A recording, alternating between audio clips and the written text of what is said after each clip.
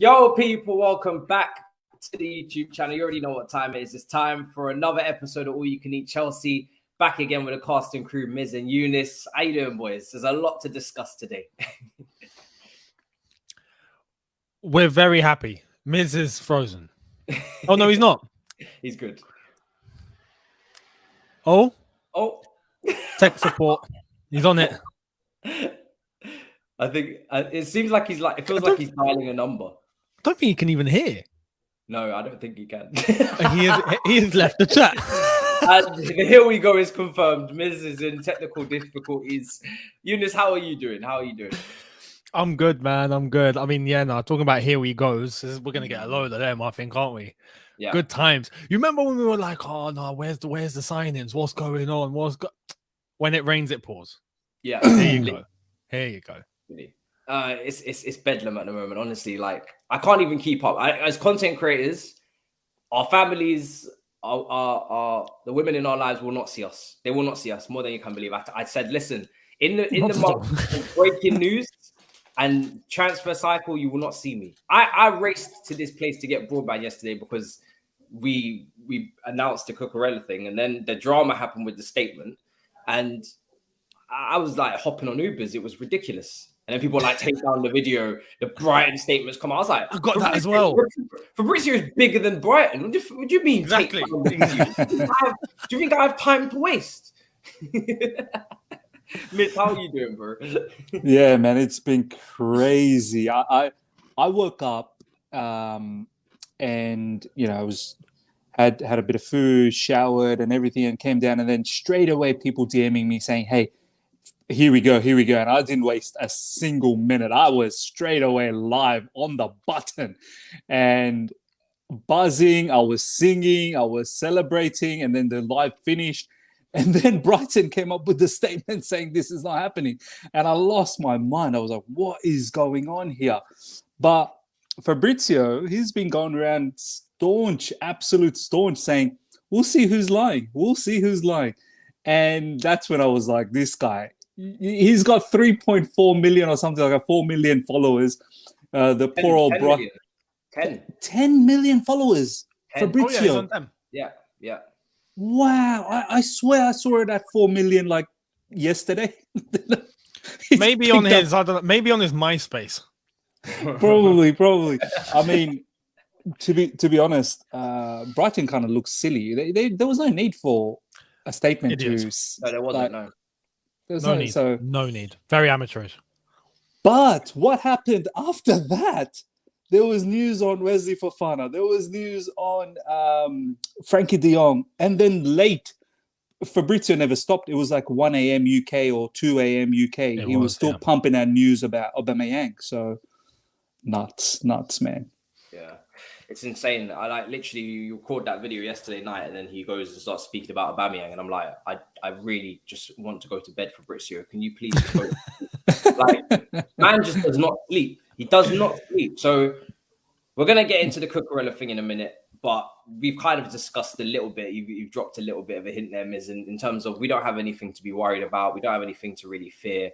Brighton are doing that on a technicality. I actually don't even blame them, because if we wanted to be assholes, we could literally scam them out of Levi Colwell by saying, we're going to have Cucurella and we'll do the Colwell deal afterwards. And then we just pull out of the Colwell deal and we just don't even do anything. I reckon long run, that's you'll be breaking a lot of relationships, and you don't want to. I don't know why Brighton thought that we would run away. Like, why would we do that? Like, we promise you. Don't you guys agree? Like, from a business point of view, that would ruin relationships. Do you know what I mean? Oh, if we wanted to, we'd buy their club. Literally, like, he's just set up a dinner, like the owners, and then a few weeks or a week later, he's mugging off a club. Exactly. Like, whoa, that's a bit dodge. So yeah, I completely agree with you. But I guess they're just, I mean, maybe they've got PTSD. We've all got PTSD from Barcelona. Maybe they got PTSD from something else. I don't know. True. Well, no, they get good money for good players. I mean, they got 50 million for Ben White. What more do they want? Yeah. And do you know what? We've got a relationship with them with Tarek Lamptey. Like, they should know. That too. You know, We've we're done deals. respectable, honourable men of the community, as Grizz keeps saying. Family man. Family man. Family man. By the way, Matisse. We're rising, aren't we? We're the return. Do you know what I mean? I said it. It was the trainers. I said it all along. No one wanted to hear me. Toby doesn't look too good anymore. He spursed it. That hole where he took what, like 12, 13 shots to get that hill. Oh my god! Yeah, it was honestly beautiful for me. I enjoyed every minute of it. Honestly, I've actually watched that video maybe a few 3-4 times now, just out of satisfaction. It's ridiculous. Need to stop. Always love to see him in the mud.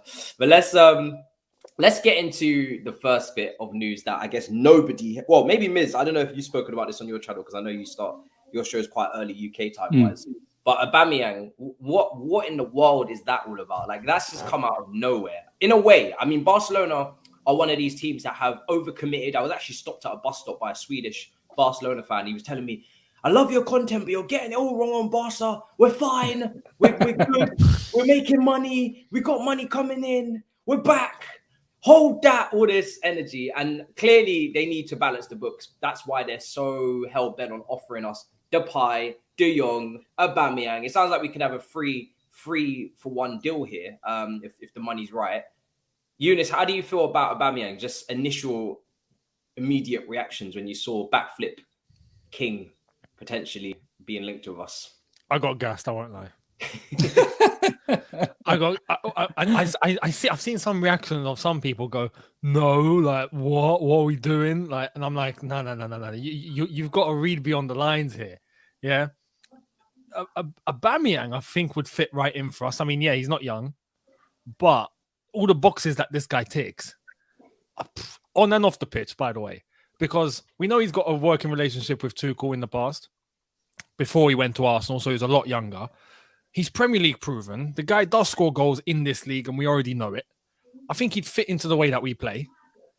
It's a stopgap. He's 33, so it's a stopgap. It's not exactly going to be a thing for the future, but we need a stopgap right now. We're not going to get the next best thing up top. I just don't see where it's coming from, unless Sesko maybe happens. But again, he's very young. We don't have a 24, 25-year-old striker out there that we can go and get. It's just that there isn't one, so we might have to just buy some time. Aubameyang would fit. And look, we've got a great history of ex-Arsenal players at this club. So you know what? To just piss Arsenal off, hell yeah. Especially Younes, the Barcelona ones as well. Arsenal, Barcelona, Chelsea. You know, yeah, exactly. So now you know what? Do this. And what would be funny and what I'd be waiting for is Troops' reaction. Yeah, of course, because he's got a very close relationship with Aubameyang. He might have to become a Chelsea fan at this point. I think we'd welcome him on. And also, obviously, when it comes down to Aubameyang, he's still a very good finisher. Like, we see him with the goals that he scored at Barcelona. He could put the ball in the back of the net. I still don't know how I feel about it, like whether I want him or Depay, like who I would prefer. I'm still not sure, because I feel like we'd only go and get one.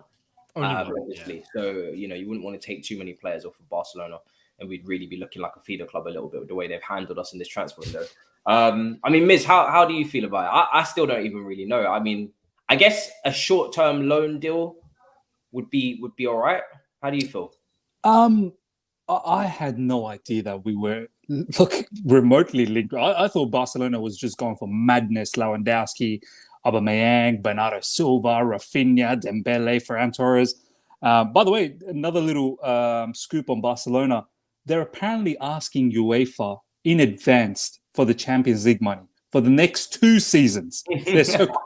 They're so confident that, you know, there shouldn't be no more Europa League dramas anymore. We are going to be making it. Give us the money up front. That is ridiculous. If they get that, I'm done. I'm done with No, this just shows how deep their financial issues are. Now, look, it may all come back into fruition next season. They may make up all of the revenues again. They're estimating back to 1.3 billion in revenues again, which is probably right now the pandemic is remotely over. But anyway, in regards to Aubameyang, I wasn't thinking about it, but when that name popped up, I have to say I'm like Younes, man. Both of us are like old school fools. Do you know what I mean? You know, the Ronaldos, the Aubameyangs. I got excited and straight away I forgot about who Memphis Depay was. I didn't even know who that guy was anymore. Look, I get your point, Matisse, Memphis Depay, but I think, look, the only reason I was thinking about Memphis Depay is because I felt like he was somewhat closer to what we wanted with Gabriel Jesus. Yeah. But he's still not someone that, that was in the top of my mind from the get-go. It was just something that is open. But with Aubameyang, down in the pecking order in terms of what I initially would have wanted in this window. Exactly. But with the Aubameyang situation, of course, yeah, he's 33. It's not going to be a long-term thing. But I've watched heaps of Barcelona late last season, and him, Ferran Torres, Ousmane Dembele, Pedri, Gavi, this guy's movement is unbelievable, man. What happened in Arsenal? I think something disastrous happened there. I think it just became a clash between him and Arteta, isn't it? Really? Yeah. Something disastrous. He was a bit unprofessional. That's my sticking point. Is that listen? He was late to the captain's meeting. I think it was late to the Tottenham game as well. I don't want any more. I like vibes on the pitch. I don't want vibes off the pitch too much in terms of I love personality, character, but sometimes I feel like players like Aubameyang, they can be a little bit too unserious in a way, and it seeps through the team. And we are on serious shit. We need to be on serious shit. I don't want him to come here just because he likes London and he just wants another crack at the Prem. Or I want him to come here. I'm wondering if he comes here, and I'm thinking motivation-wise, because his wages will be very, very high, and there's no getting away from that. Even if we were to do a loan and Barcelona were to take a certain percentage, he's still going to be on high wages. I kind of want to know what the motivation is behind him coming here. Maybe it's to work with Tuchel again. Maybe he's the key here is Tuchel. If Tuchel wasn't here, I don't think I would want this move. But because Tuchel's here, it kind of changes the dynamic a bit. I think we need to segregate the moment that he had with Arteta, because since he's gone to Barcelona with Xavi, he's been very good. Like, he's not had any of these dramas and whatnot. Something must have happened between him and Arteta, and there were some personal issues as well. He had problems, I think his mother was sick during that time. Yeah. So we don't know what personal situation a player goes through, and a manager has to be very experienced to be able to handle all of that. Look at the way Thomas Tuchel handled the Lukaku situation. Like, if it was any other manager, very well. Like, if it was Frank Lampard, for example, that had to handle Lukaku situation, I think Frank would have just stopped talking to Lukaku altogether and would not have played him and whatnot. Whereas Tuchel, even publicly, for most parts, he handled that very well with Lukaku. Do you know what I mean? And the fact that he's already had a playing relationship with Aubameyang previously, I think it's something that Aubameyang would definitely respect. And yeah, I don't think we should just look at that Arsenal situation and brand this particular player that, now, this guy's he's a bad guy, or he's got a bad record. So his injury record is ridiculous as well. Like, he just never gets injured. Never. He's always fit. Yeah, he's always fit. So reliable. He's another player that maybe doesn't have to play directly up top. He's scored a lot of goals from out wide. Not obviously you don't want him right on the flank, but making runs from the left. I think he's better. He's better on the wide areas, that half spaces. Do you know what I mean? Completely. Much like Sterling, sort of. So you can still have, let's say, and Havertz up front with Aubameyang and Sterling. Right, wouldn't he? Yeah. Yeah. Either or. Yeah. It suits us. I think with Aubameyang, we have to pay attention. Miz, I agree. That Arteta incident, I think, was completely isolated. When you look at Aubameyang on the previous Arsenal managers, prior, things were lovely. Even when Arsenal were not playing well, he was the one that was getting them the goals. To be honest, he was the only one that was there and going, like, I'm holding this team on my shoulders. With Arteta, we're gonna see all or nothing, isn't it? It's out today, so you'll see the way it was so gradual, there's a little clash. Okay, no, we're talking about captaincy now. Okay, no, take away the captaincy. Okay, no, you know what? Okay, no, he's not in the team. Okay, you're just not playing. Okay, you're in the reserves. Like, it was so gradual, painful. So I can understand, if that just went completely wrong, something happened. But with Tuchel, I don't think that's the case. A happy Aubameyang bangs in goals for you, I think. Yeah. Like if Aubameyang is content in the Prem, he's scoring. And do you know what, goals. Younes? Do you know what, Younes? I think sometimes maybe a change of environment is needed as well. Like he was there for a while at Arsenal, and did he win anything? Did he win any trophies over there? FA Cup, FA Cup, a couple, I think. But another thing, I don't know if he's that sort of guy. But knowing that Arteta is still at Arsenal and he's going to Chelsea, you know, deep down he might think I'm gonna really rub this one in. You know, I don't know. Maybe that could be extra motivation for him to perform for us. Who knows? But I love it. I love it. That would be a little taste. I don't know. Yeah, it's such an interesting one because again, it's not a name that ever would have come up in our heads before. I don't know what wages he's on. I might check it out, but I know those wages are definitely. A lot of his wages are apparently paid by Arsenal still. So, really? No way. Yeah, because clearly Barcelona is not going to pay his wages. Like he was on like massive wages. I don't think it's a permanent deal. Correct me if I'm wrong. I think he's like on a loan from Arsenal. And Arsenal's paying a lot of. I don't think it's a permanent. I could be wrong here, but that's the last that I heard about Aubameyang. I don't think it's a full on transfer. I think it was a loan. Yeah. So, oh no. So he left prematurely, which meant that I think he's completely cut off from Arsenal now. Yeah, I think. Oh, is he? Okay. Yeah. Some sources are saying he's on 415,000 euros a week. Around about maybe 300 and something pounds, maybe 350k in that region is what he was on at Arsenal. I don't know if he would have got. I doubt he would have got a wage increase. Apparently, he gave up the free 50k to join Barca, so he must be on a bit less. Yeah, it's such a strange one. He's making apparently, according to Marca, 95,000 euros a week. This would be completely led by Tuchel. Like this would be the epitome of a backing Tuchel because we know who Todd Boehly wants. He wants Ronaldo. Do you know what I mean? So if he does bring in Aubameyang, then he is completely backing Tuchel. I don't know how to feel. I don't know how to feel. What makes you guys feel like maybe this is a better move than Depay? Because I don't know how big the difference is for both of them. Obviously, Depay's a bit younger. I'm not sure. Obviously, better finisher, man. Probably a better finisher, of course. Better finisher. He's proven. He's proven in the Premier League. Whereas Depay, his first stint, we all know. But I still think Depay now is a much more mature player that can provide something more. It's the proven factor. It's better finisher. I think probably has better movement as well than Depay. But yeah, man, at the end of the day, Aubameyang, the age obviously is. Are we going to bring him in at a situation where he could potentially be on the decline? But I saw him in the preseason, man. He's still buzzing, absolutely buzzing for Barcelona. And yeah, look, if it was between Aubameyang and Depay, I think I'd go with Aubameyang. Because and Younes, you're the same. I have no idea. I'm not going to lie. I'm at a point where I'm quite happy with either because I am worried about Kai. I actually didn't even predict Kai to.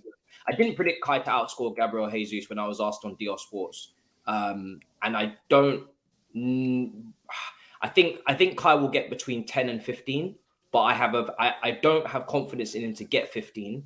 And if he gets below 10, then he's in serious shit because that will be unacceptable. So I'm kind of playing middle ground with Kai, where I know he can contribute to the team. I know he can help us. Hopefully create chances. I'm expecting him to do that at least be a Firmino for us, like Liverpool had him, where he didn't get loads of goals, but he did help the general play. He did set up chances for others. But then my other issue is that we don't have enough goals coming from out wide or other positions. If we had Salah and Mane, I wouldn't have an issue with Havertz down the middle. All season. But I think with Aubameyang, you get those goals from out wide. It's like Timo Werner in the same similar kind of zone, but you actually have the finishing. And probably just a little bit more durable in terms of the Prem, the strength. He's not so shocked by the defenders and whatnot. He's not slow, even though for his age, like Miz has been saying, obviously been checking him out there at Barca. He'll take his man on, Matisse. Like he'll take his man on as well. So I don't think he's like an elite dribbler or no. In that sense. So I do worry a little bit about him in that sense. But there's not much options on the market, and we do have to bring in somebody. And if it's a loan deal, I think that bides us time, like you said, until the summer, and then we go from there. I think Tuchel really has a great relationship with him as well, so that's kind of what pushes me. I think if Tuchel wants this one, then for me, you kind of just try and get it done for him, and that's fully backing him then. And then he has no excuses to how he navigates this Premier League. You expect him to finish in the top 4. He can't finish outside of that. I think that was the target. And then we go from there. Because Rafa, Leao, all of these targets are so unrealistic now. I just don't see them happening. Sterling apparently is better on the right as well in terms of his statistics. His chance creation is pretty good from the right. So yeah, okay, interesting. Let's talk about Fofana, man, as well, because it's funny when we bid for Cucurella, Brighton suddenly they need more than just money. When we bid for Fofana, they need more than money. They need now apparently Hudson-Odoi. They're very firm interest, as they'd had interest in Loftus-Cheek, as Brighton had interest in Colwell. I think Leicester had interest in Colwell as well. They see that there's valuable assets in the peripherals of our squad, and they say, this is an opportunity for you to give me one of those guys. Yeah, don't just come here and take. You have to give as well. This is a part relationship. I think Loftus-Cheek already made it clear he didn't want to go to Leicester. He wants to stay at Chelsea. It's not really that surprising because every single opportunity there is to see if Loftus-Cheek wants to go somewhere, whether it be Lazio or Sarri or whatever, he always remains and wants to stay at Chelsea, which gets onto a Gallagher point that we'll make later. But Miz, what do you make of this Fofana in terms of the numbers? We're talking 80 million they want? I think 80 million is what 80 million to start conversation. And then we'll get a text red on WhatsApp. 80 million, we can have a conversation now. So we'll see where it then goes. Look, there's no doubt about how incredible that talent is, Wesley Fofana. We saw his first season, sensational. My issues were that long-term contract, obviously 5 years left, big injury. He broke his leg. We've not really seen him return back from that. How he's going to be post that situation. Obviously, he's been participating in the preseason, but I think he's injured again, by the way. I think he just got a slight injury. Yeah, because he had a groin injury where he didn't feature against Sevilla, when Leicester played Sevilla. So I think it's probably just a minor thing. But look, the price is what was worrying me, because that's a hell of a lot of money for a defender who's had 1 year in the Premier League and then got injured. So, we've foregone defenders like De Ligt, do you know what I mean, for not paying him that amount of money. We didn't even want to entertain Jules Koundé, apparently, at the end. Rafinha as well, that was a separate case. But basically what I'm trying to say, we've not broken the bank for many other players. And we also have to understand, Wesley Fofana is what? Like Thomas Tuchel, this is not a name that came up from the start of the transfer window. There was a lot of defenders that we went through until we stopped in Wesley Fofana. And this is the guy that now we want to pay 80 million. So that all of that sort of concerned me a little bit. But this recent situation with the Callum Hudson-Odoi made a little bit more tasty for me, because and I know, Matisse, you like Callum Hudson-Odoi. I don't know about Younes. I think Younes is more in my sort of stance with Callum, where I personally think, honestly, Matisse, I don't think he's got a future at Chelsea Football Club. I'm sorry to say this. I'm really sorry to say this, but this guy, even in the preseason, is barely featured, man. Like, as much as Thomas Tuchel likes, as much as Thomas Tuchel likes to put his hand around Callum and believes that there's something there, even me, deep down, probably believe there is something there, but we need something right here, right now, in terms of attack, which I know he's been a bit disadvantaged by playing right wing back, but right wing back is really a right winger for us. Yeah, he's got that assist, but overall, there's still a lot of lacking. Bottom line, look, if Leicester wants him, that may soften the blow on Wesley Fofana's money. And I think from that sense, we are replacing a player that we don't really utilize properly and hasn't really kicked on with us with a defender that is top quality. Do you know what I mean? So for me, now the situation becomes very tasty, to the sense that if we fork out, let's say Leicester wants, I don't know, 80 million. I think 80 million will do the job, right? we pay 60 with 20 million for Callum. I think that should do the job. I'm gonna give my take. Actually, I don't know. Will I give it before Younes or after Younes? Fuck it, I'm going. my thing is with Callum, right? Is I understand the reservations because let's be honest, the guy hasn't got the output, especially from a goal scoring standpoint, to be starting in that front three. His finishing radically, drastically, bombastically, as Dammy would say, needs to improve. Like his finishing, you just can't average, I don't know how, a goal a season or whatever the hell it is in the Premier League and think you're going to start at left wing. But for me, his chance creation is something that this Chelsea team, I don't feel can afford to let go of right now. And that's just sheerly because of the lack of chance, like out and out quality chance creators that we have. Even in pre-season when he played at right wing back, some of the deliveries that he was putting in were exceptional.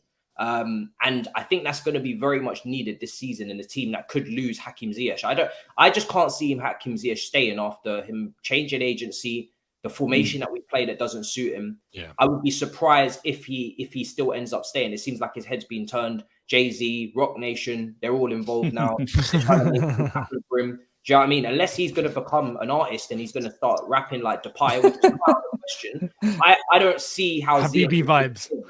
Yeah, but my so that's, and if I'm being completely honest with Pulisic, I haven't got enough confidence in him to stay fit, and his dribbling has really dropped off from what I'm seeing in the last season. But also he's had a stinker preseason as well.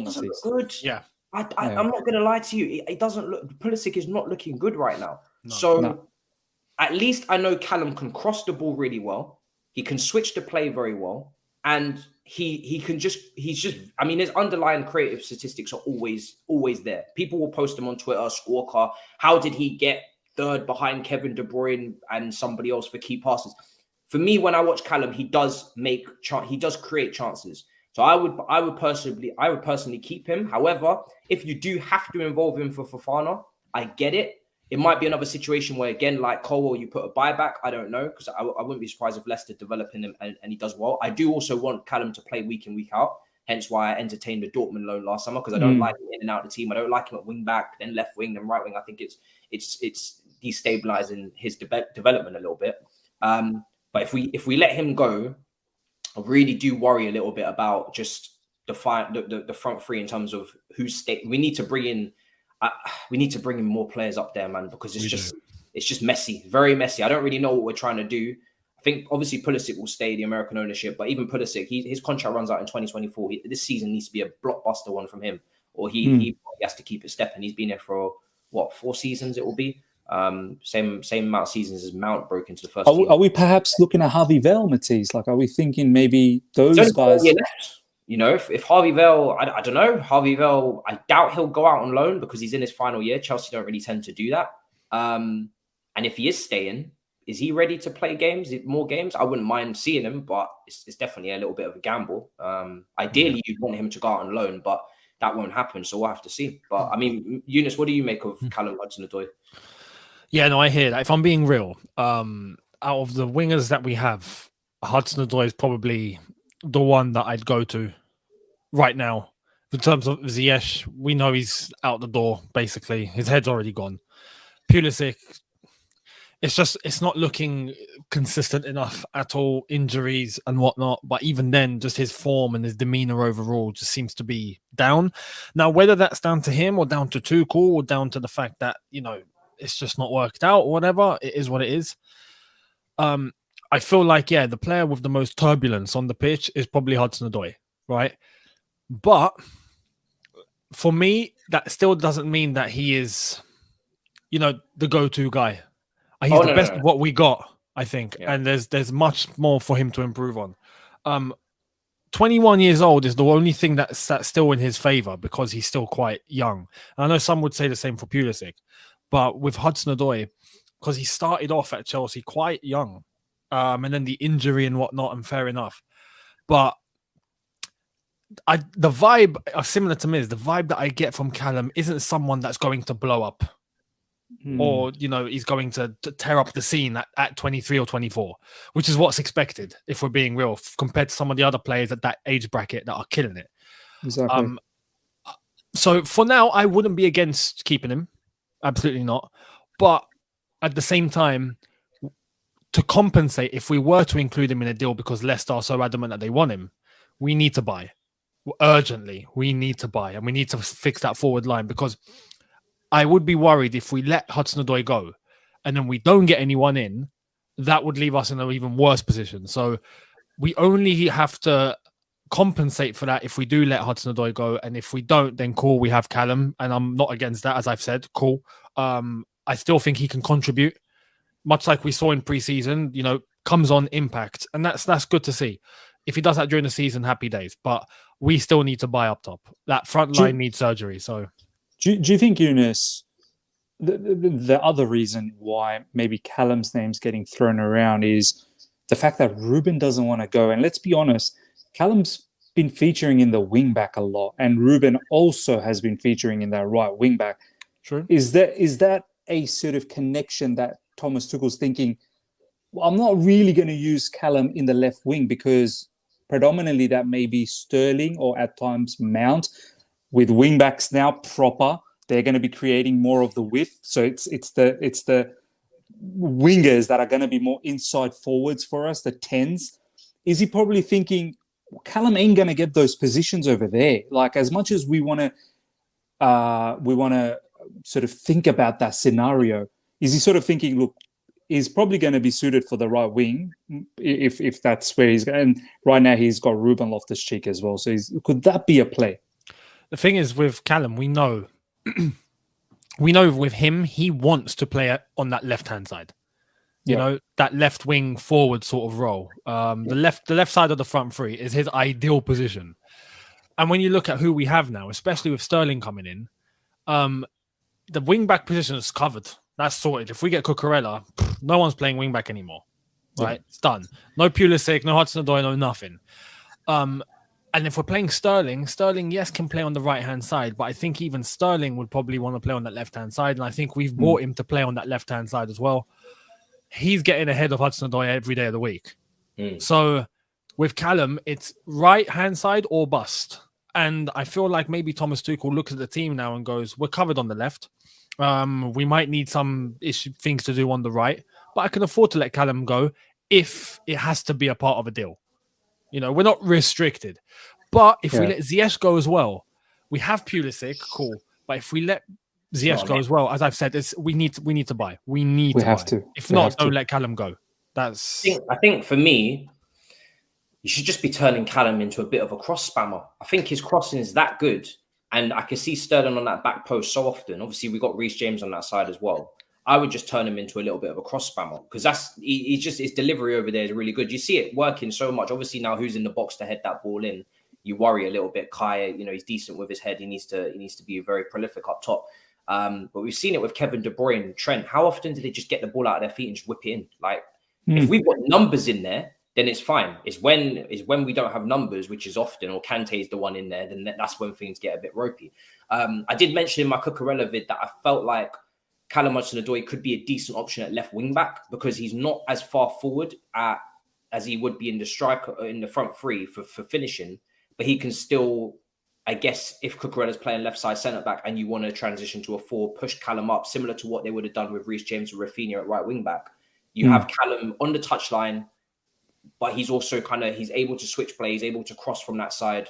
I think he was used under Tuchel in the first game against Wolves, where he was on the right wing back for many of the games. And then he switched to left wing back and played over there. Out of all of the attacking wing back options Tuchel uses, for me, it's Callum over Pulisic every single day of the week at wing back. I wouldn't touch Pulisic at wing back again. I think he just doesn't look good enough in that position. And he's definitely got to play further forward. And he's better at shooting than Callum as well. He's a better finisher. I'd keep him. I'd try and keep him. I really would, but we'll have to see. I don't know what's going to happen. But yeah, I think for me, we looked good in different spells. Ziyech looked really good mid-season, really, really good. Had a great spell, was winning games for us almost with some of the late goals he scored. Callum had a decent spell with Chilwell on the left-hand side when we went on a winning run with Juventus and games like that. I don't know, it's tough. Pulisic, I don't know what spell he's had. And I still believe in Pulisic. I know people will now start listening to this and think I don't.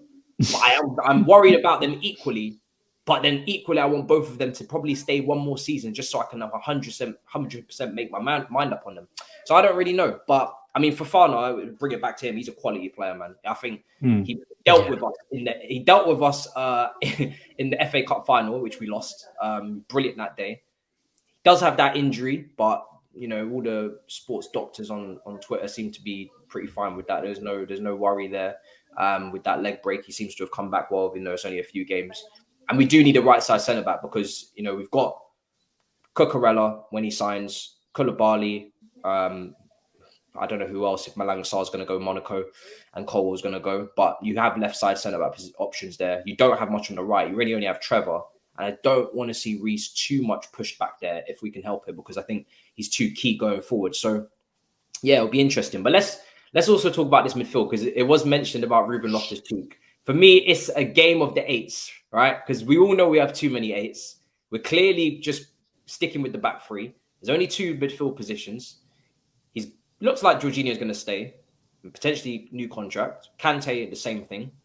Kova's not going anywhere. Ampadu looks like he might be part of the back three, so maybe he even becomes a left side centre back option as well. Maybe, or Trevor does. And Di Marzio tweeted out that some Italian club is going after Ampadu. So I think he's Spezia. I think he's probably going to move as well. Do you think he'll leave?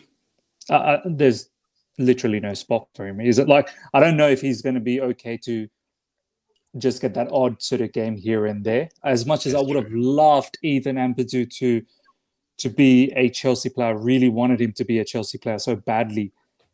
If he's going to get regular minutes elsewhere in a World Cup season, not that it matters, because he would have started for Wales, let's be honest. Wales don't have massive depth.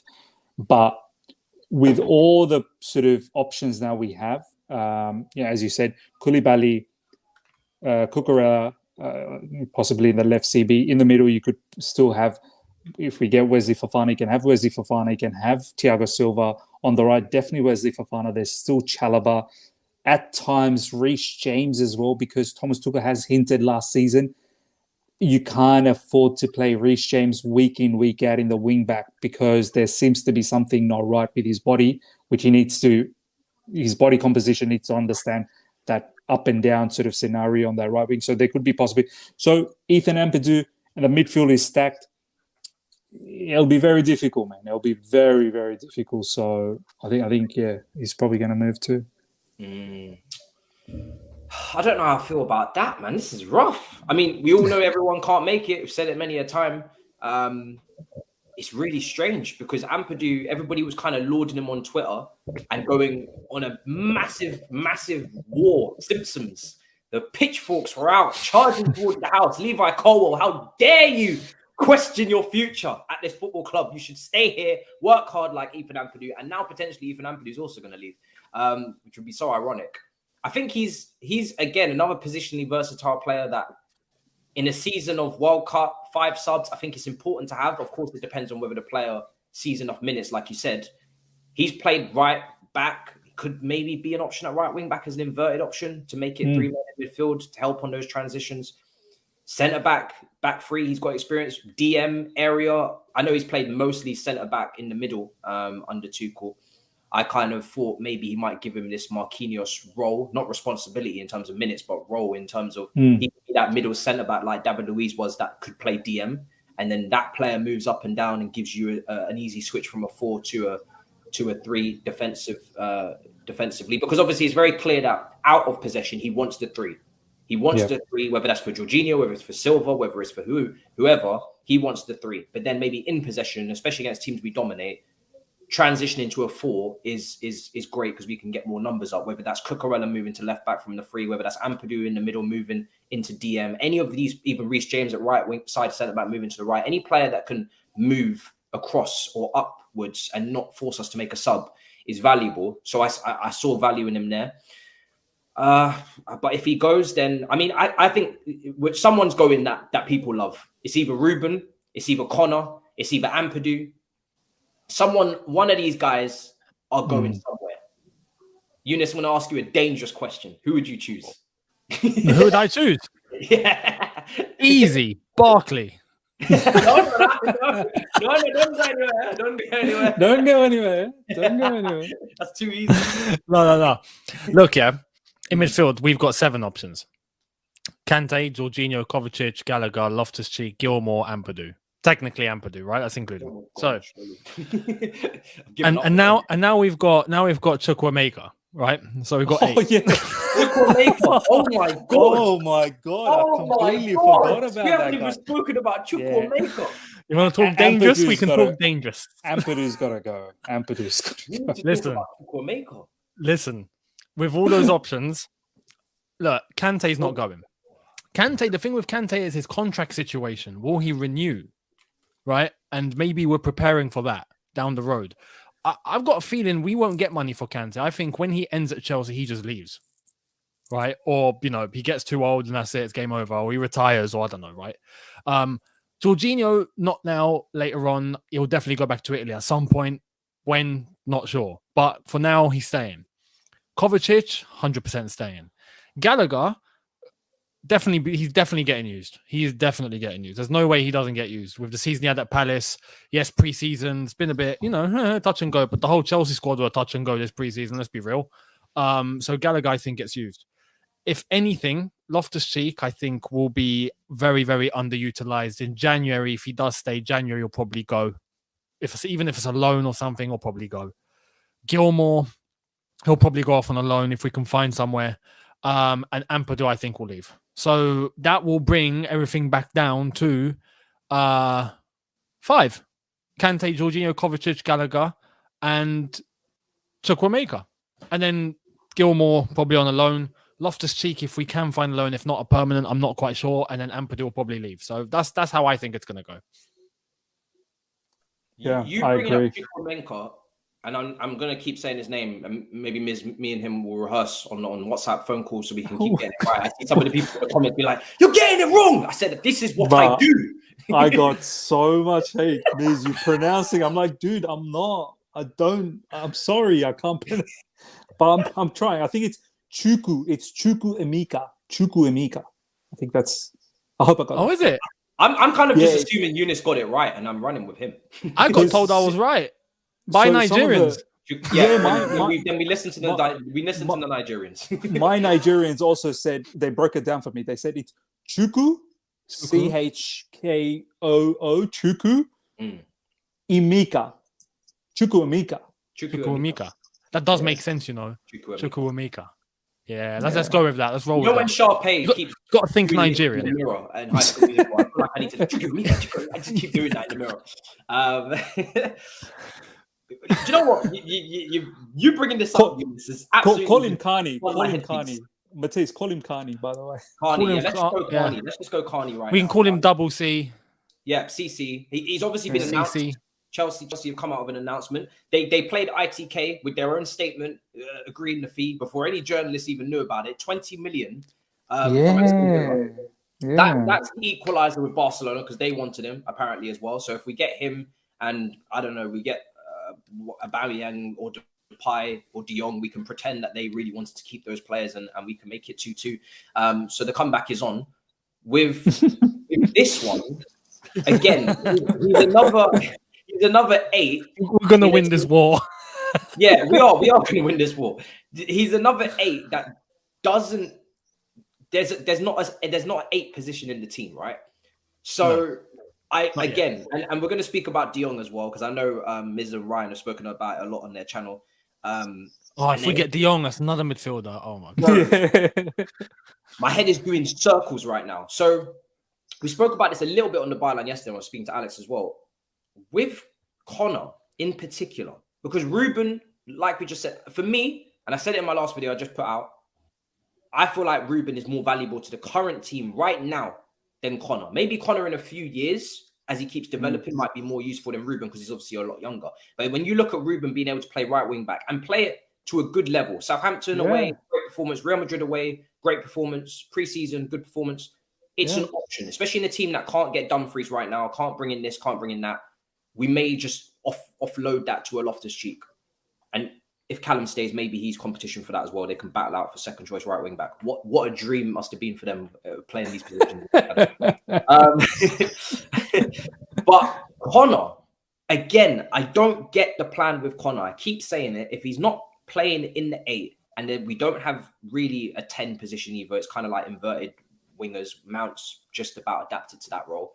Where's Connor playing? Don't want him in the pivot. De Jong absolutely shits on him in the pivot. Jorginho, Kova, Kante, all over him in the pivot. Makes sense. Gilmore, for me, personally, I wasn't happy that he kind of left the preseason because I thought he'd been great in the pivot as well. Connor, for me, in build-up plays, is I don't want to be rude and say useless because I do think he develops and he improves that side of his game. But at Chelsea standard, he's of no use to us in the pivot because that's not where his strengths lie.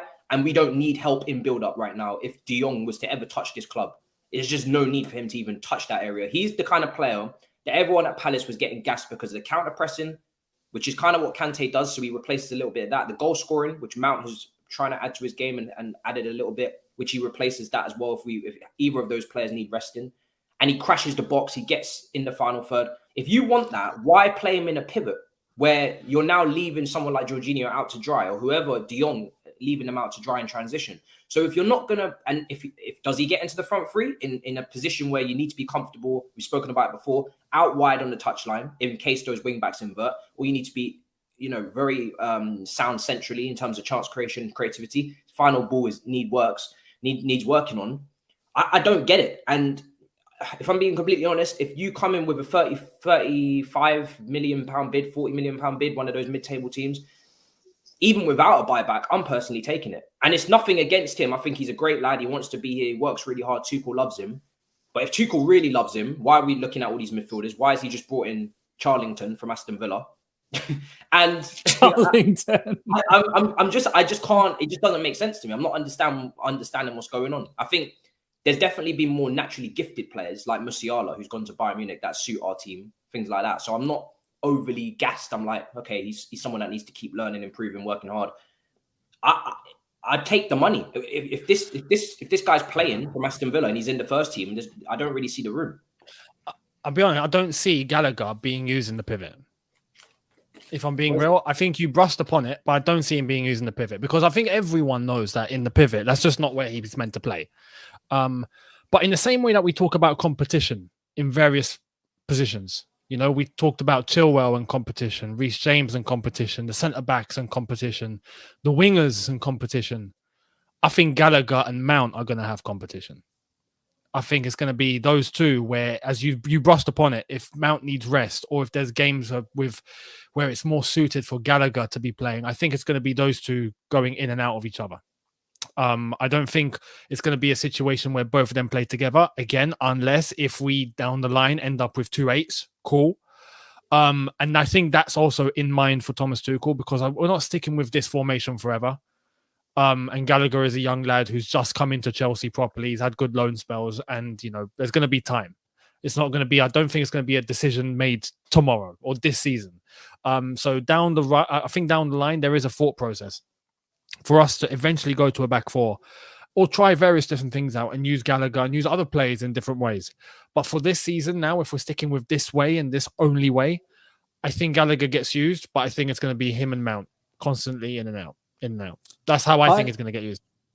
I don't know how you guys tactically see what's going on at the moment. What I'm seeing is, I think it's that 3 up front that we talk about is one of them actually comes into midfield and then Jorginho, whoever stays deep, it potentially actually becomes 2 8s. Because in this preseason, what we saw Mace do, that a game against Club America, where he was more sort of on the left side, LCM position. And there was another game where he's more central. And then there was another game where he played on the RCM role. And then definitely against Udinese, it was Sterling in the middle. And, you had Mason Mount as that sort of box-to-box along with Havertz. Yeah. So that front 3, I think it's really a front 2 with the third guy actually making a extra man in midfield. That's where you generally see Mount or whoever else. It's not a genuine winger up there. Do you know what I mean? It's someone who's more of a workaholic in midfield. That's where I can see perhaps Gallagher play. But I don't know if you guys remember the couple of episodes ago, I said we need to have a proper conversation about Gallagher. And I said that this isn't West Brom and Crystal Palace. Like, you will get the ball a lot, and you will need to be able to be very comfortable with it. You're going to have to show up for the ball, and you're going to have to be manipulating the passes, have very good vision as well. I'm not one bit surprised that we are linked with Frankie de Jong. And this is why I keep saying, I don't know whether we're going to get Declan Rice, because for me, that never made sense in the picture that I created. Why are we, honestly, boys, why are we going to look at getting to Barcelona for 80 million euros possibly to get Frankie de Jong? Okay, so let's get this right.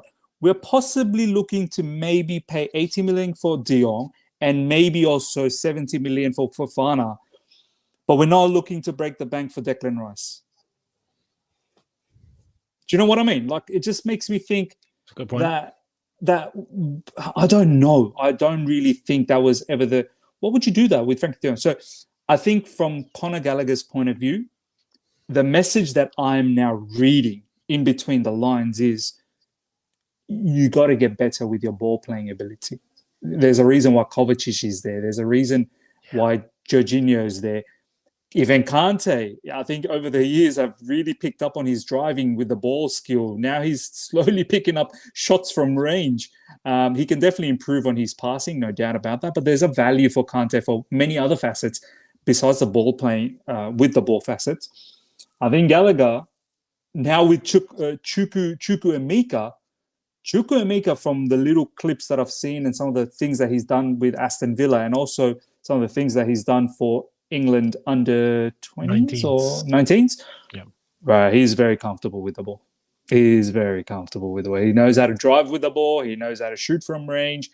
He can. I think he's one of those players, honestly, can definitely play as a 6, play the little passes like John Obi Mikel. He can definitely play as an 8 because he's got that energy to be box to box. And I think he can definitely play as a 10 where he can be creative up front and he can take the man on.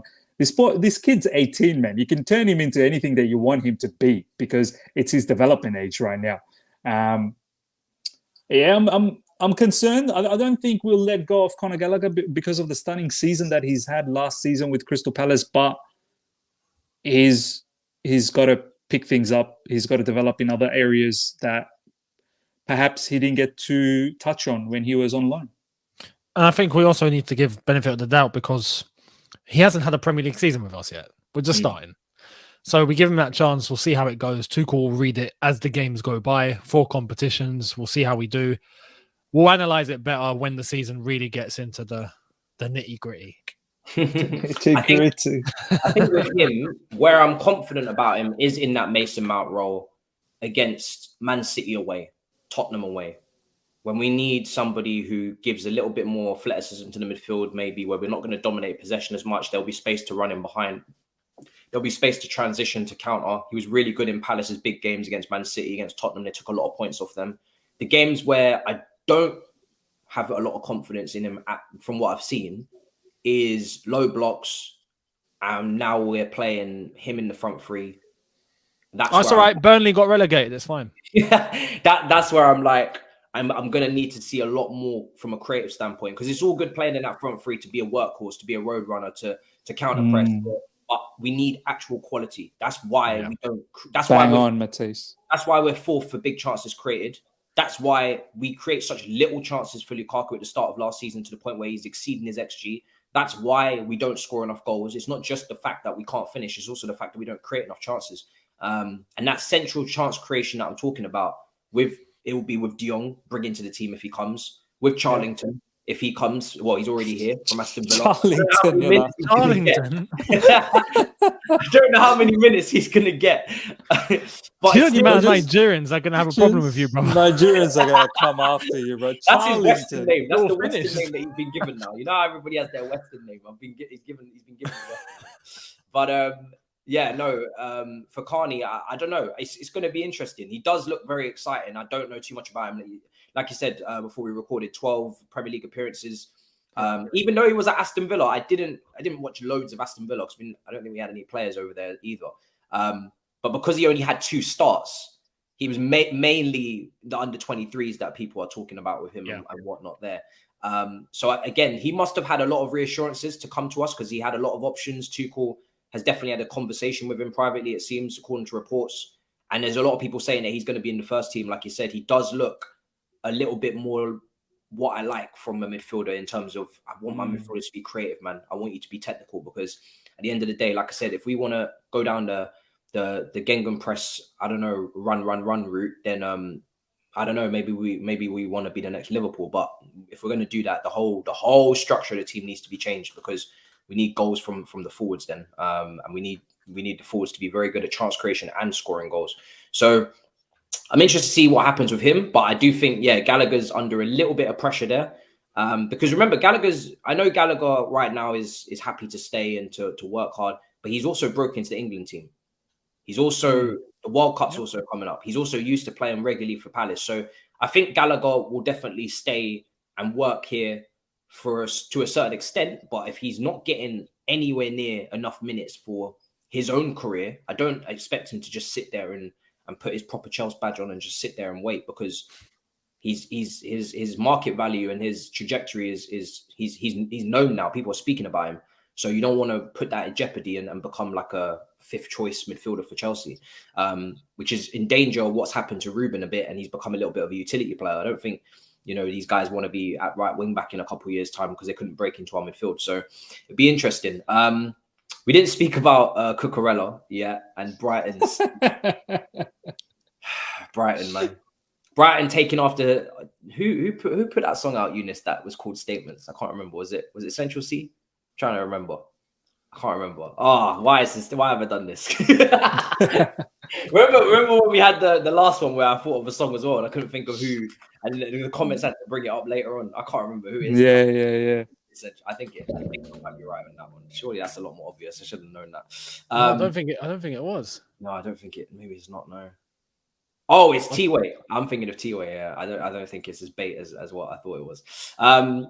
In terms of Brighton putting out their little statement on Cucurella, how does everybody feel about Colwell going to Brighton for what looks to be 20 to 25 million, of course, according to Nathan, and then the buyback 45 to 50. He changed that report there a little bit earlier.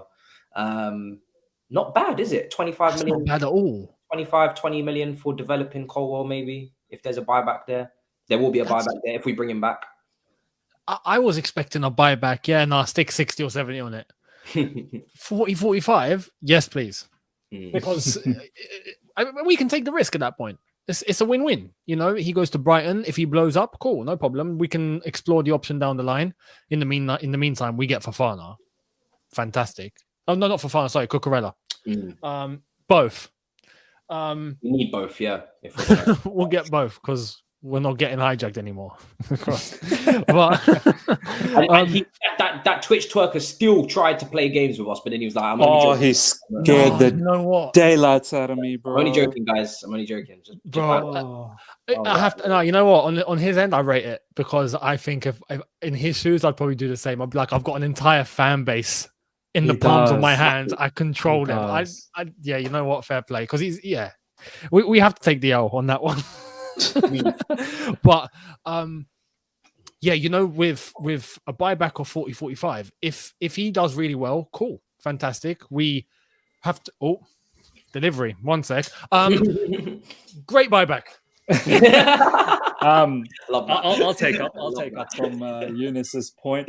Look, I actually wanted Lewa Colwell to go out on a Premier League loan anyway. I thought that would have been the next process in his development. Having one season, a fantastic season at Huddersfield, I thought it's time. I just didn't feel that by staying at Chelsea, getting bits and pieces would have done the best for his development. I mean, I didn't mind it. If he wanted to stay. But yeah, I think the loan would have been the best move anyway. But with the whole Cucurella situation, I just love this player so much, man. This guy, I did a video saying 8 players to get from Premier League. This was just before Club World Cup, me going away from Club World Cup trip. He was one of the very first one that I had out. Cucurella. Is there something going on, Matisse? Yeah, is there breaking news? Oh, there is. What's going on? Talk to Breaking me. news. So Fabrizio has put out, Todd Boehly confirms that Charlington or Carney will stay at Chelsea. No loan move.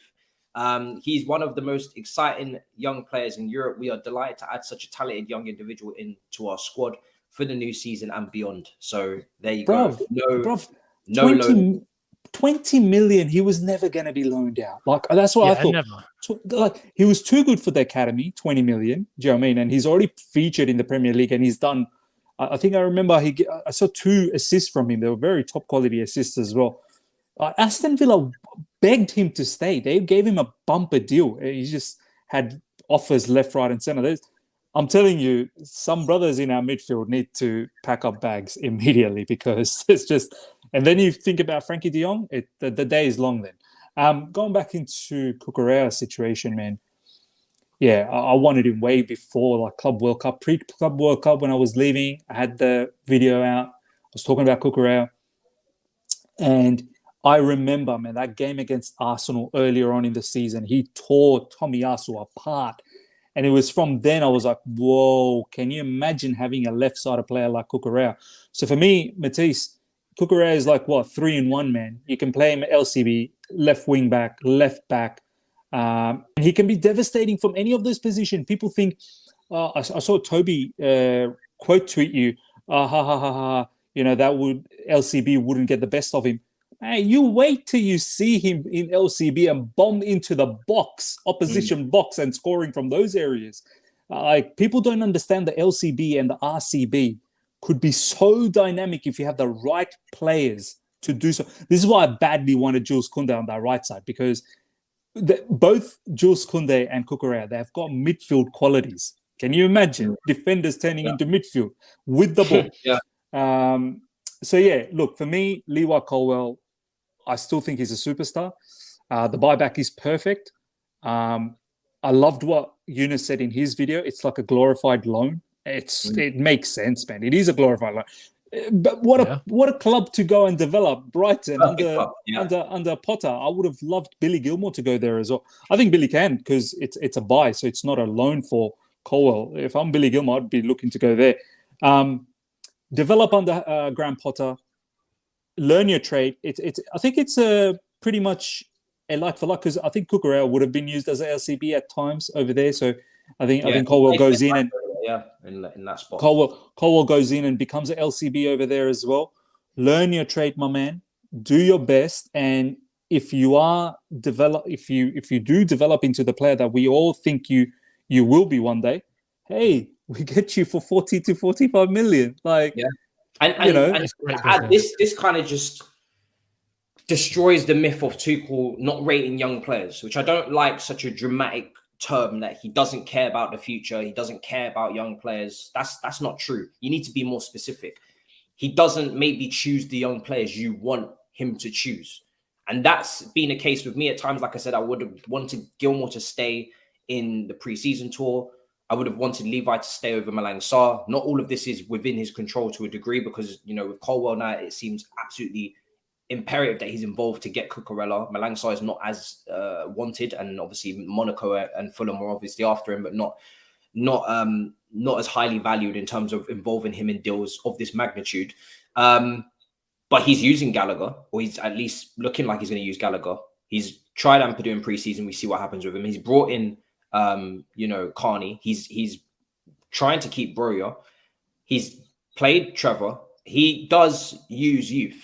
It's just whether or not we agree with which young player he uses. He's used Harvey Bell as well, Matisse. Exactly. So he's given out debutants. So I think people need to at least be more specific with Tuchel when it comes to youth, but also I wouldn't be too over the top with, he just doesn't care about the future, because that just makes no sense to me. And even the ownership and the structure with the young players that we brought in the last few days, obviously the goalkeeper's coming from the US, he goes back to Chicago Fire. There clearly is an emphasis on bringing in some of the best young players out there that we feel is out there anyway, and planning long term. So under previous ownership, I would have said, what do these buybacks really mean? Probably not much. We're always going for the here and now every single time. Apart from when we had, Emanalo in and we went for that Belgium crop, but that was like one hit. then the transfer ban kind of forced us to start using our own youth. With this ownership, all cards are off the table. We don't know what they're going to be like. They want to go down a data-driven model. That's obviously not happening right now. There's no DOF. There's no structure in place. Maybe as the years go on, we might actually bring some of these guys back if they warrant it. But that's the key, if they warrant it. If they don't warrant it, we've made profit. If they do warrant it, then we've paid for a little bit of development. And in the grand scheme of it right now, we've, I guess, effectively paid less for Cucurella because we're about to take some money in from the same club. So, yeah, I mean, for me, obviously, I wanted him to stay because I feel like I'd rather see him in you know, those games that Malang Sarr played in last year, because I know what Malang Sarr is about now. And I think Tuchel, the report kind of confirmed that he only sees him as a fringe player, but it looks like he could go. But he was going to make mistakes, make no mistake. Literally, Levi Cole was going to make mistakes. He was going to have some errors. He was going to need to improve in areas. Like, he's a young defender. He was never going to come in and just walk it. So at least I think this is the best out of a situation you could have hoped for if you really, really rate Levi Colwill, that we get a buyback from a really good club in terms of developing players and the system, the style. And also, a point I made in my last video, I feel like with these buybacks, there are pros to it as well, not just cons. Because if you send them out on loan, there's no guarantees they're going to be treated well, they're going to be played, they're going to be looked after, they're going to be developed. They could easily just be benched and abused like Billy Gilmore at Norwich and scapegoated under Falk. Whereas if you put a buyback with Livramento, with Colwill, as much as we want to keep some of these guys, you know that there's an actual interest in the parent club to, or not parent club, the owner now, to actually play these players and develop them because they know they're going to get profit out of it. Whereas if you loan them, they're just taking them for a season. There's no real incentive to absolutely play them because there's no profit. So it makes sense to a degree. But yeah, I mean, Younes, what did you make of that lovely statement? Did you freak out? I can't remember what happened in the group chat between us three. I think I got taken for a ride yesterday, man, because I uploaded my video and I didn't see the news, and then I saw you, and I was like, "Fuck." Yeah, and I just put it for fuck's sake in the comments. And then I went immediately, tried to do another video. Yep. Here we go, Cucurella's done. And as soon as I upload that, everyone's in my chat going, Brighton have said no. Brighton have said you should have stuck with the first video. And I'm like, listen, no. And obviously we started talking amongst ourselves, didn't we, Matisse? And I just reassured people, and I was like, no, I put a comment as an update and just pinned it and went, yo, the deal's happening. Yeah, it's just about Colwill. Relax, it's a done deal. Chill. I'm not uploading another video. I'm done. So imagine you put out a third video. That would have been taking the but overall, I'm confident with Cucurella. It's happening. That's happening. We know the details now. It's just about Colwill. It's about Brighton wanting to try and do both at the same time, which is a little bit of a stupid thing for them to do in that case of putting that statement out. What's the point? You know, it's all right, sort things out internally, keep hush, you know, don't put anything out officially. And then when you're ready, liaise with Chelsea and, okay, we'll put out statements. Boom, done. Both at the same time. It's not hard to come out and go, no, we haven't agreed to anything about Cucurella. And then 24 hours later, it's probably going to come out, oh, yeah, no, a deal's been accepted. Like, what are you doing? What are you doing? Yeah. There was no need for that statement from Brighton. I mean, you got rattled by Fabrizio, Brighton. I mean, I can understand he's got a lot of followers, but you really got rattled by Fabrizio. Fabrizio, we know who Fabrizio talks to. Fabrizio don't talk to journalists or he talks to agents. He's been talking to Cucurella's agent, and as soon as Fabrizio said, "Here we go" on Instagram, guess who commented below that with a hand emoji and the fire? Cucurella's agent. And then off the back of that, I think Cucurella's agent also commented new beginnings for Cucurella and this, that, the other, and his client is very excited. And this is why Fabrizio was going around saying that all last night, because people were trying to have a go at him. Oh, you lied. And then Fabrizio's like, we'll see who's lying. It's getting real violent. Yeah. And you know, the stuff that Fabrizio was saying, you can't make that. Like, he was literally putting out Thursday morning, medical booked in. Like, why are you going to lie? Like, that is not a lie. That's like criminal activity if you're going to be, you know, that type of big time lying. So he's not all about that at all. So yeah, it was very naive from Brighton. I mean, there was no need for that. Like, there was some people were saying, oh, they just wanted to calm down their fans. Calm down their fans. Your player hasn't even been part of the pre-season. He's holidaying in Spain. Like, come what? You knew this was coming. He was going to leave either Man City and now us. Like, he was never going to come back to you guys ever again. So, yeah, I don't know, man. Must be like a 16-year-old as an admin over there.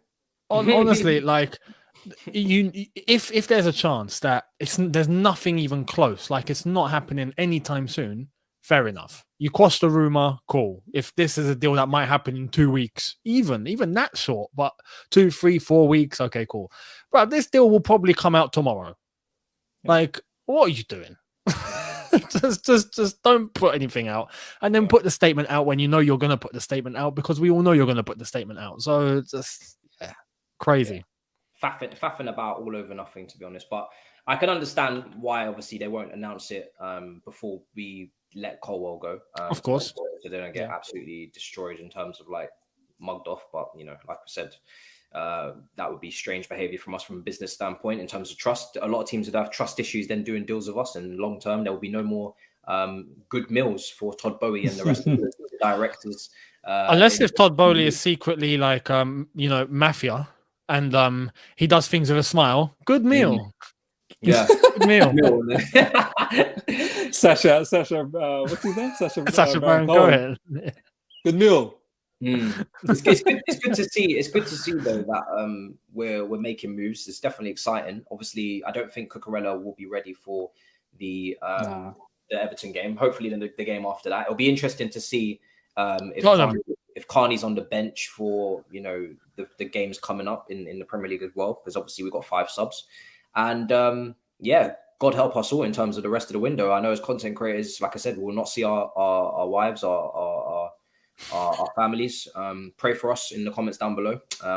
We are hanging on for dear life. We are trying to cover everything. There's still things that we're not going to have time to cover on this show.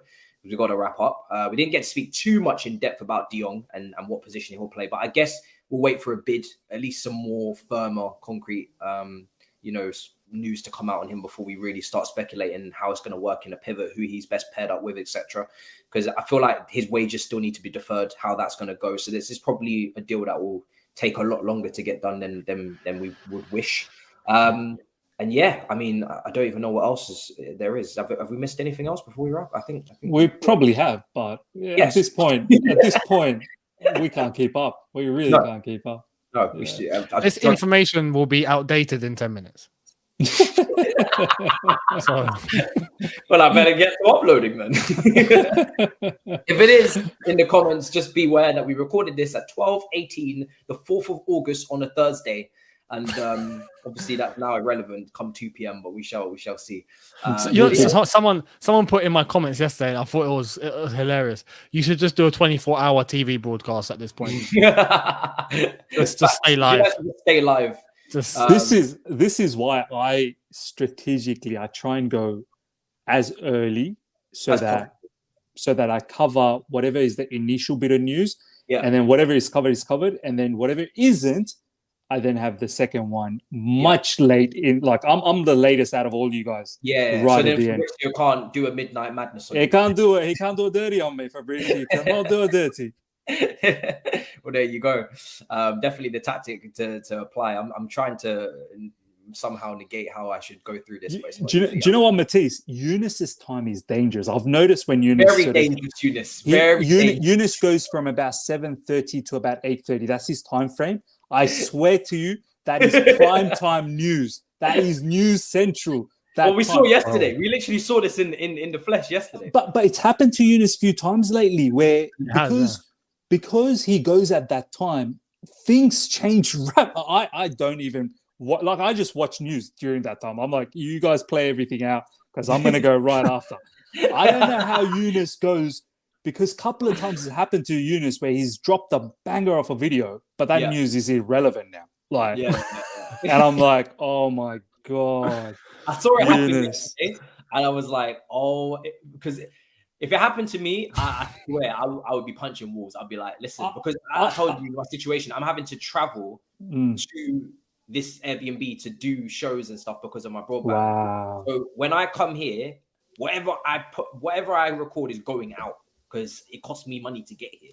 And if Fabrizio tries to tries to rob me of that moment while he's tweeting away. It's just like, bro, you should have a time like frame. You go to bed at 10 p.m. like normal, and just don't do anything until the morning. So let us have our moment with the international fans overnight. Do you know what I mean? So we can at least have some sort of relevancy. Are people DMing me, your video needs to be deleted on Cucurella? I said, my electricity bill needs to be paid. How about that? Huh? You think I'm deleting that? I'm gassed. You see me gassed, and we'll rectify that in the morning, whatever that statement was. And it wasn't. Anyway, but listen, let's wrap up. Younes, let them know where to find you, bro. Pleasure. Hey, no problem. If you want more mistimed calculations, then come to Younes Talks Football. Not a problem. We'll see what's in store today. I'm probably going to upload at 9 p.m. tonight. There's no other way. I'm just gonna sit down and wait, and nothing will probably happen because nothing happens, and then so yeah, we'll see what happens, but I'll keep up to date with all the latest. I have today's Thursday, so I got to get cracking. Premier League predictions. Same. That might be put out first thing tomorrow, and Everton previews as well. So tomorrow double upload. Tomorrow's going to be Premier League predictions and going to be Everton Chelsea preview. And get cracking with this season. Bring it on. Tomorrow there's Crystal Palace Arsenal as well. So let's start this season. Excited. Wow. This may be a triple upload. Miz, let them know where to find you. Oh man, I don't even know where to find myself. The other side of the coin, yep, that's the channel. Very, very close to now 15,000. I think I'm only about 30, 40 away. Come on. Thank you to each and every one of you guys. I had I hit new numbers yesterday, which was mad when I went live for the Cucurella. First time on the channel, 1,000+ people. That was mad live, which was great to see. And just pop down, man. Even I don't know what the content are going to be coming up. Like, there's so many news. There's the Premier League prediction. There's the Everton preview that we got to talk about. And I think it's going to be a loaded one as well, with Frank Lampard as the first match that we're coming up against. And then there'll be watch-alongs. It's going to be flying. I'm going to do the watch-along for the first game, Arsenal versus Crystal Palace. Subscribe, man. Hit the bell notification. That's all I can say.